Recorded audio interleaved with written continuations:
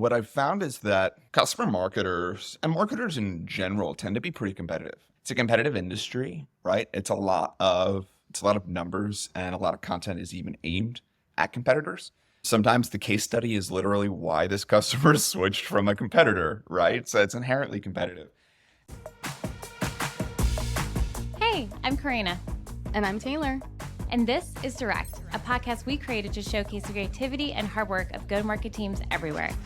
We're here to share the stories and experiences of the hardworking, passionate individuals who make up go-to-market teams, the ones who truly make the magic happen. Taylor and I have been fortunate enough to work side by side on some incredible projects together, and now we want to put a spotlight on the unsung heroes behind some of the best go-to-market campaigns out there. In each episode, you'll hear from individual contributors who have gone above and beyond to make a difference. They'll share their challenges, victories, and the lessons they've learned along the way, all to help you unlock the next step in your career. Get ready to be inspired, learn something new, maybe even share a laugh or two. Welcome to Direct.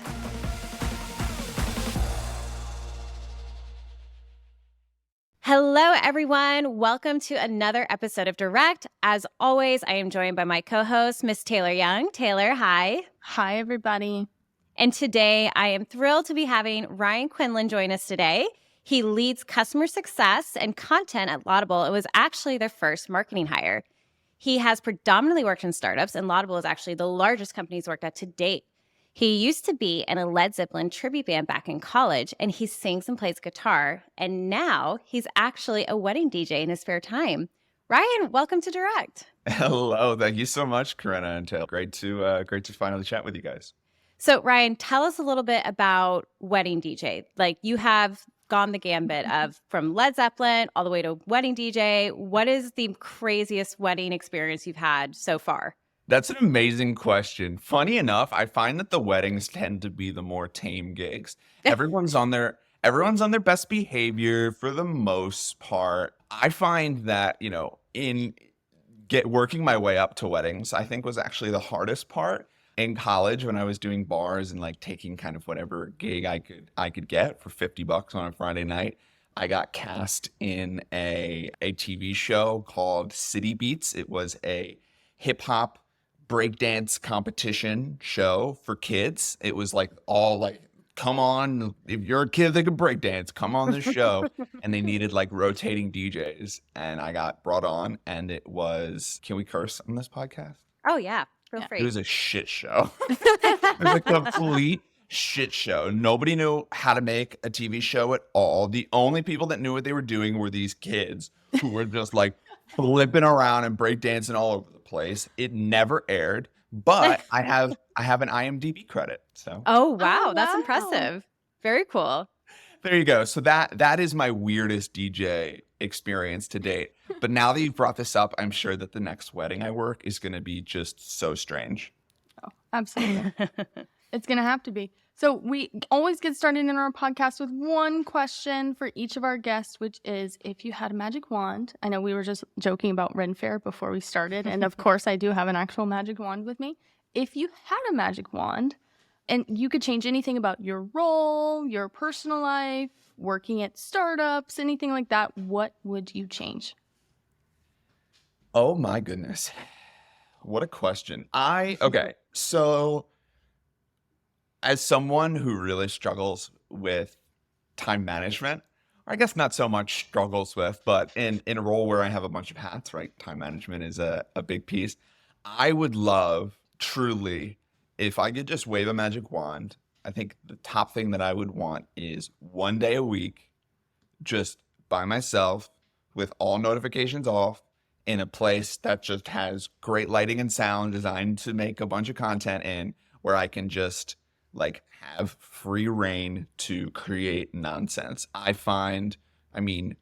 Universally, without question, the best content that I create is when I'm bored and just sit down and I'm like, I've got an hour. Let's make something stupid. That is always the best thing. And when I'm like, oh my God, wait, I've got 15 minutes to make something before this next meeting, it's always garbage. Like when I actually have some time to sit down and like tear through some bad ideas, I feel like that's when I really excel. So yeah, I would want every Wednesday, just like a whole day where no one can bother me. I don't have to do anything except make content would be awesome. That is a great magic wand. And we'll revisit that at the bottom of the call. But Cool. before we get into that a little bit further, and before we get into your campaign that we're going to talk about today, I would love to get your perspective on what it's been like to be the first marketing hire at Laudable. Yeah, the first hire period, really. Oh, wow. Okay. Yeah, so it was just our CEO Angela, and then she brought me on. She was looking for someone with, young and stupid, right, in the best way, as all startups are. And I had a bunch of startup experience, specifically focused on video and customer video. And so it was a real fit. We had a 2.5 hour phone call while she was driving down to Texas. I'll never forget this. And we just kind of brainstormed the vision of kind of the next year of the company. And then she brought me on, and the rest, as they say, is history. This is hilariously the largest company I've ever worked for. We're now at Wow. 7, 8 people, I think, with our new hire. All the companies I've ever worked for were even smaller. I've always really enjoyed working in early stage companies where people will give me way too much responsibility and too much power, and I'll drive myself nuts. What advice would you give to somebody that's also going to be stepping into the first marketing hire? What would you say to them as far as like, what should you prioritize first? And then what are maybe some unexpected things that you've picked up along the way that you would kind of advise as a word of caution? Okay, here's the best piece of advice I can give to anybody. If you say something wacky enough, someone will think it's really, really smart. Like, if you just come up with crazy ideas and you just throw a ton at the wall, something's going to stick, and people are going to be like, how did you come up with that? You're going to be like, I wrote 40 things down, and this is the only one that was even remotely good. So I think that that's really my mindset when it comes to creativity. I think I figured out very early on that I was really young and stupid and out of my league. And so what I did was I just started just trying to lean into that and kind of coming up with wacky ideas and just trying to stand out. One of my favorite terms to use, especially when it comes to content and social, is like punching above your weight. And so in a small company, like I always think it's important to punch above your weight, especially in terms of content, right? One of my favorite things to hear when I'm on a demo call or I'm talking to another creator is, oh my God, I thought you guys were so much bigger. Like that's what I'm looking for, right? I'm looking for people to think that I'm just the content person at this big company big successful company called Laudable, when in reality, I'm also running marketing and customer success. And content is just a nice slice of what I get to do. So soon a bigger slice, right? But that would be my advice. Just like no one can really tell you that you're wrong, and eventually one will be good. Speaking of punching above your weight class and creating content that really stands out, what we're super excited to talk to you about today is Grade My Case Study. Yeah. Which is your brainchild. I can't wait. Please give our listeners a little bit of background on what Laudable does and then why you decided to come up with Grade My Case Study. Oh my God, amazing transition. Okay. So Yes, I I'll agree. give you my conference ready elevator pitch. Okay. So Laudable helps surface and uncover customer stories and helps you grow social proof at scale, right? And we have 2 different ways that we do that. One, we connect to existing tools that you're already using, like Gong and Salesforce, and help surface amazing customer advocates that have been singing your praises and you might not even know it, right? And we turn those into amazing pieces of content and G2 reviews and video, etc. And then we also have a services side of our business where we capture really, really high quality interviews with customers all around the world and repurpose that into a ton of amazing content, right? Can you tell I've practiced that one? That's a solid pitch. And so really we're all about getting people to think about customer proof. And so I had the idea to create something called Grade My Case Study. We use AI a lot in our product to find customer sentiment and to write suggested G2 reviews and to create customer stories. And so we had trained this AI on thousands of case studies, and it knows how to write a good case study. So we flipped it on its head and we made it so that it would grade case studies, and now people can submit their own case study URL, and compare it to our ideal case study rubric. And it'll give you a score out of 100, and it'll give you a grade like we're back in school, right? So you'll get a C or a B or maybe an A. And it will give you a ton of recommendations, right? Based on things like you should add a customer quote or try reformatting the headline to put the ROI first, and little things like that that maybe you wouldn't think of, right? And again, this is all to get people thinking about the way that they do case studies, and hopefully to work with Laudable to help scale and improve theirs. Well, this type of content I love because it's very much drinking your own champagne or your own kombucha. And Yeah. then you're actually sharing that in a social medium, which is very inviting and engaging. I'm curious, for those that got a grade that was a little bit more poor, Yeah. did you find that they were receptive to getting that feedback and then maybe wanted to learn a little bit more about Laudable? How was that experience? How did they engage with you once they got those maybe less than positive grades? Gosh, what a fun question. I feel like I don't want to generalize, but I feel like there's 3 buckets. Okay? I don't want to generalize, but there's 3 types of people. Okay, so you have the people who were like, these are my favorite. They're the people who are like, our case studies suck. I've been screaming at leadership that our case studies suck. I'm going to run this through and I'm going to show them the case studies suck. So they're like, yes, I knew it, right? Or maybe that's like, and it does. It doesn't just tell you it sucks, right? It tells you where it's good, where you can improve, etc. Right? The good with the bad, compliment sandwich, right? Then you have the other type, right? Which they're like the negotiators. It's like a hostage negotiation. Okay. I get the message on LinkedIn, right? It's like a screen grab and it says D+. Okay. And I'm like, oh boy. and they say, hey, like what's the deal? Like, it's not that long. I think it's really good, yada, yada, yada. And so then we go through and we work through it. And I'm like, oh, okay, I see what it is. You actually have your customer quote as a big image at the header, which is great. I love that. It's really pretty, but it's not getting picked up on SEO, and therefore it's not getting picked up by our case study grade. So that's an easy change. And they're like, oh my God, that's an easy improvement that we can make. And then I'm like, do you guys do any customer video? Right. So you can see that's almost the best one, because that's where we're actually starting a conversation and actually really getting into, what works, what doesn't. Right. And then you have the third bucket, which is they just kind of flip me off and walk away. Right. That's fine. I'm fine with that one too. But yeah, so that's kind of the 3 types of bad scores, right? The first one's the easiest. They're expecting it, right? The second one, they kind of want to learn a little bit more. Maybe it starts defensive, but then they're like, oh, that makes sense. Actually, maybe we should do that. Or maybe the AI made a mistake. It's not perfect, right? So like it's a couple different angles there. I love that you created personas, right, for these, like the negotiator in the middle. I don't know what we would call the one that flips you off, but I feel like there's definitely buyer's journeys that you can actually create from this too. So have you found that that middle is the one where you actually spend most of your time doubling down and trying to turn those into new opportunities? Yeah, for sure. And what I've found is that customer marketers and marketers in general tend to be pretty competitive. It's a competitive industry, right? It's a lot of numbers, and a lot of content is even aimed at competitors.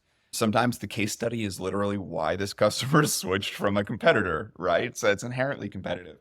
And so what I do think is, even if they're like, you know what, this one got a C, but I think it's at least a B, the chances of them running their next case study through to see how that one scores, I find is much higher. Something that we've found pretty much across the board with Grade My Case Study is people are much more likely to submit multiple than they are to submit just one, which is pretty cool. Because that shows that when people are starting to think about case studies, they're not just thinking about one case study, they're thinking about case studies kind of as a whole, right? Whether that's good, bad, otherwise.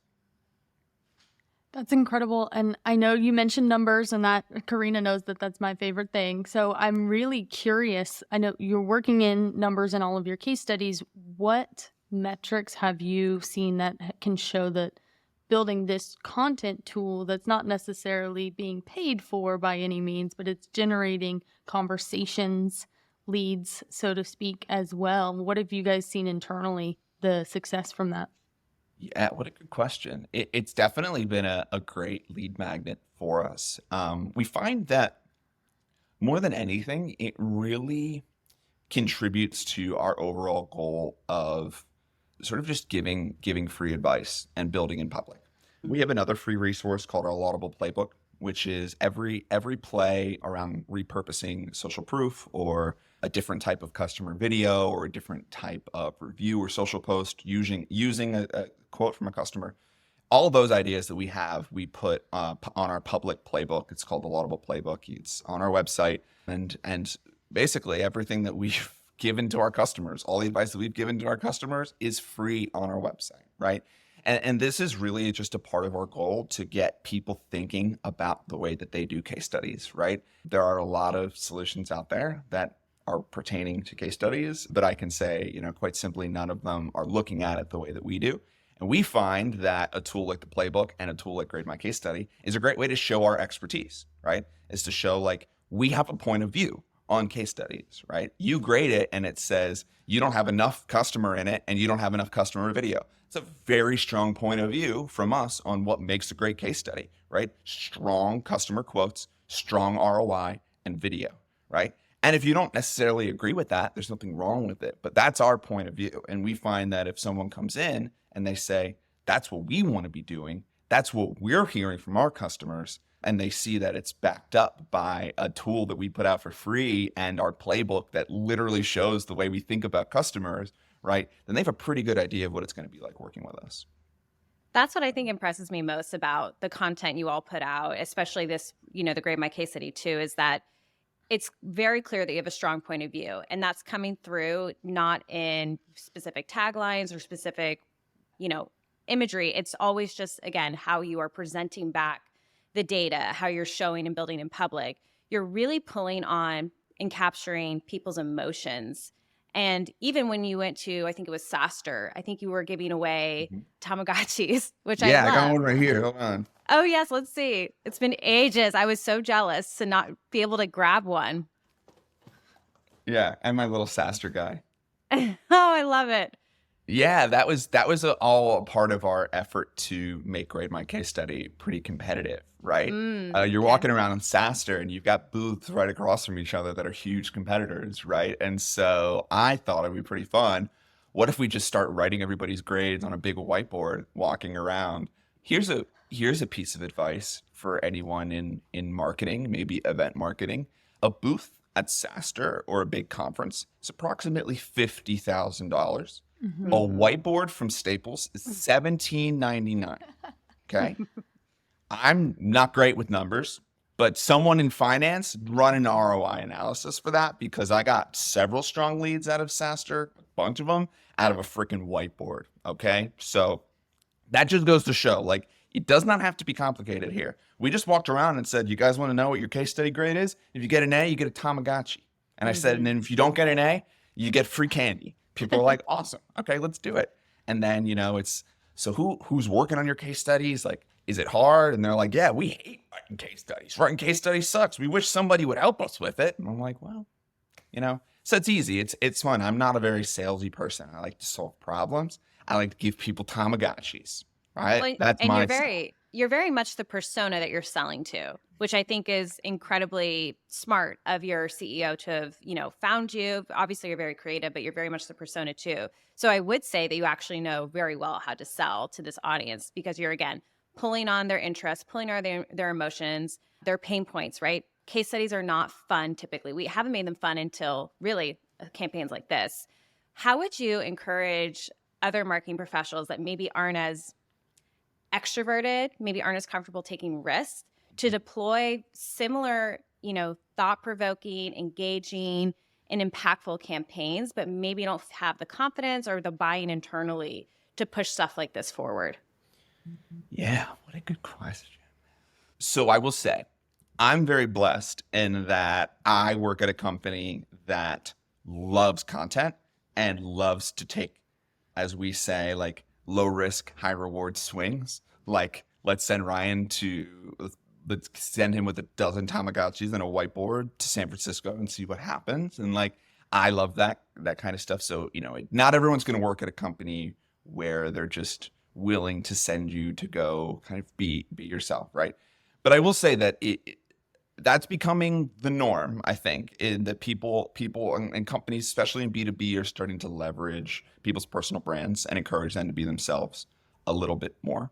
I would say that the best thing that you can do is do things and create things that you would want to see. Okay. I get bored very, very easily. I don't really care for most types of B2B marketing. It doesn't all work on me. And I think that that has oftentimes like a superpower for me. I often approach B2B with like, what am I seeing B2C doing? What am I seeing? Like, I'm often more inspired by guerrilla marketing tactics that I see people use for, musicians use for an album release, things like that, right? Young Thug went to release an album, rode a horse through downtown Atlanta, just rented a horse and just rode it through the streets. And it was the number one headline in the country. Like things like that. I love that kind of stuff. And so for me, it was always around like, okay, what speaks to me? How can I create that? And you don't have to be an extrovert to do that. If you like, for instance, I mean, like, I'll use like Hockey Stack as an example. Shout out Hockey Stack and their streaming network, The Flow. Like, they have all different kind of content on there. Not everything is like me, like bombastically shoving my face into the camera on TikTok, right? Like, there's all different kinds of amazing B2B content out there. Like, all the just of different levels, different types, different personalities. But what makes it authentic is you can tell it's being created by someone who enjoys it and would watch that, if that makes sense. Yeah, it really does. And I think the fear is definitely like an imposter fear. And again, a fear of not being able to get this through the executive team.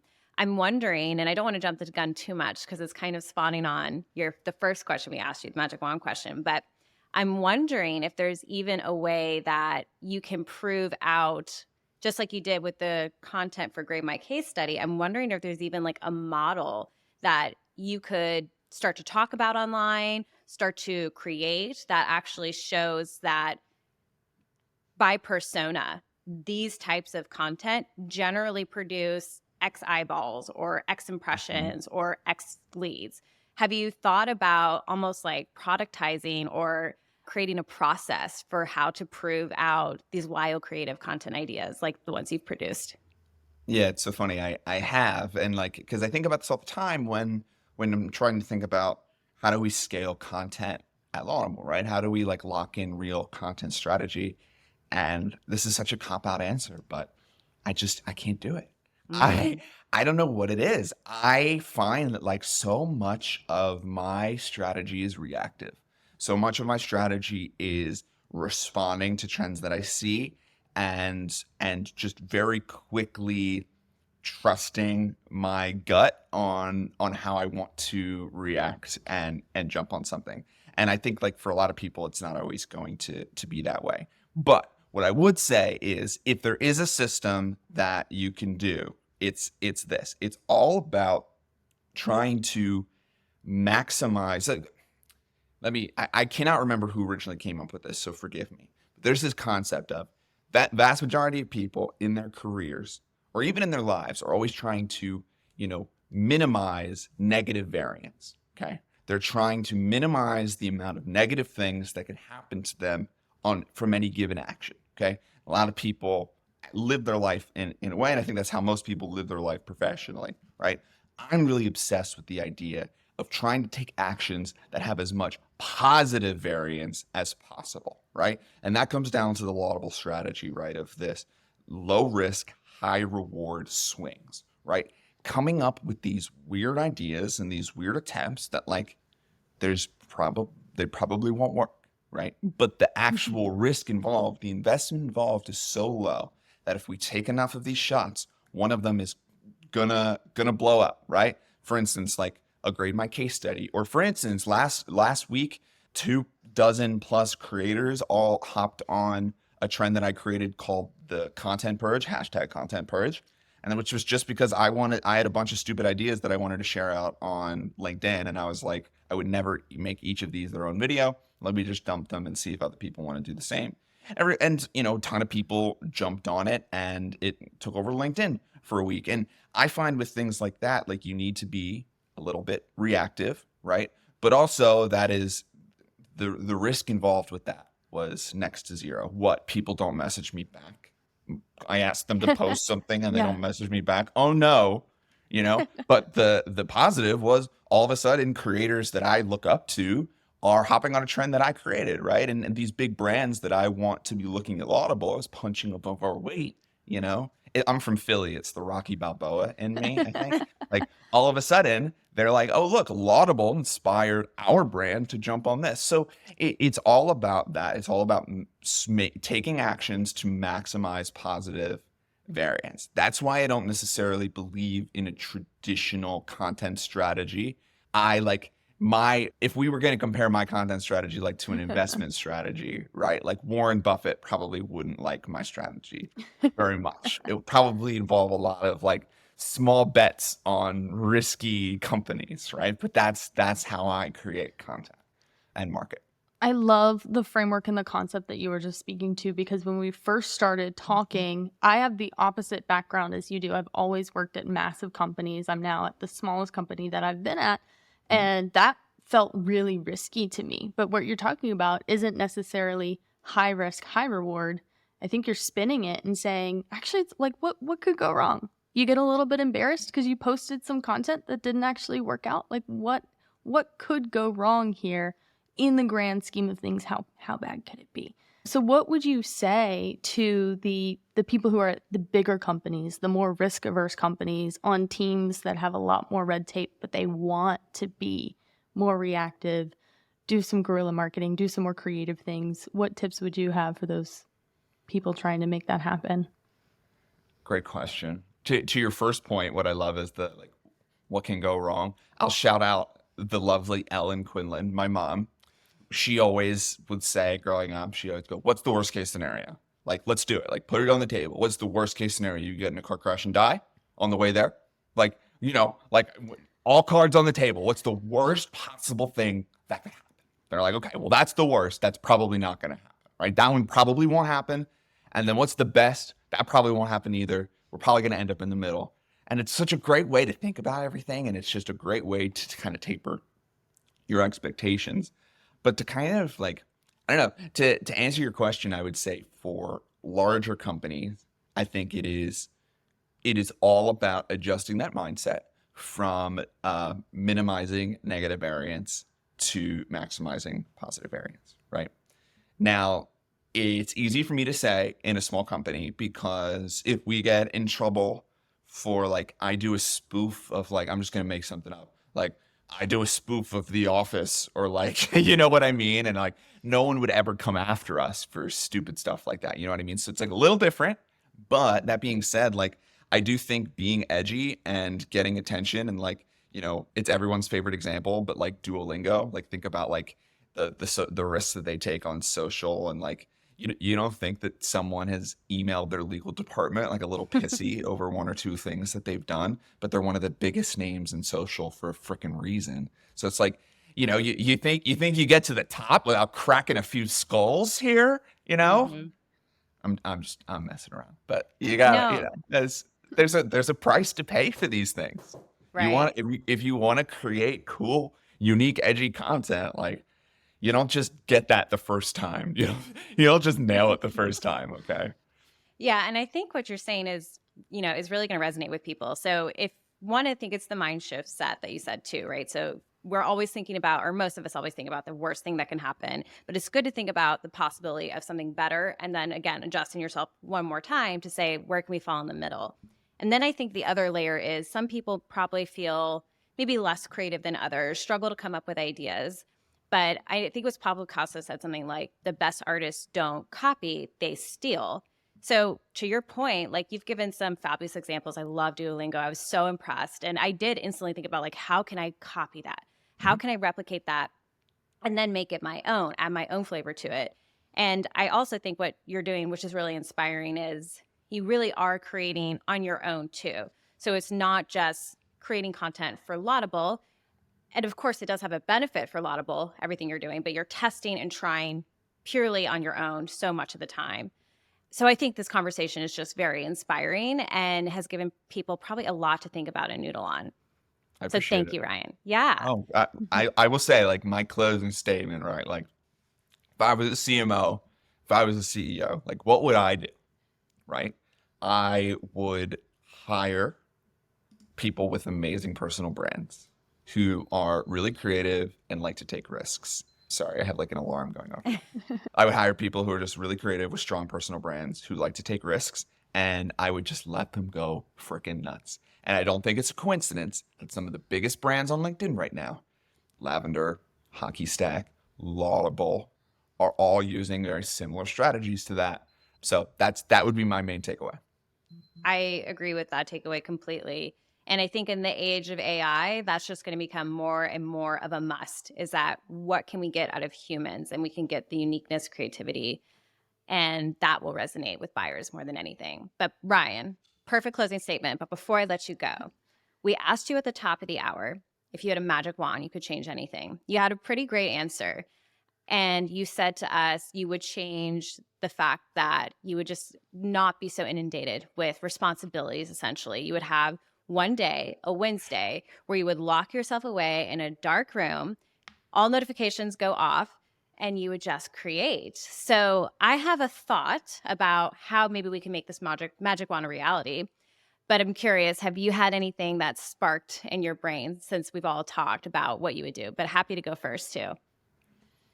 What a good question. Well, I do have a guest bedroom that I would love to turn into like an amazing studio. So maybe somebody send me like $10,000 to do that. Although I do sort of feel like I think about this all the time. I'm like, oh, maybe I'll buy fancy lights. Maybe I'll buy like all my videos that do the best. I'm like have like my phone like this, and I'm like, it's like I look ugly and like awkward and weird and like, but that's what works for me, right? So I don't know. How about you? Yeah, I've got an idea for you. It's coming together, so bear with me. What I'm thinking is you created the content framework for Grade My Case Study. And it was perfectly fitting with Laudable. It's, again, drinking your own champagne, showing the public why your product is awesome, your point of view in real time.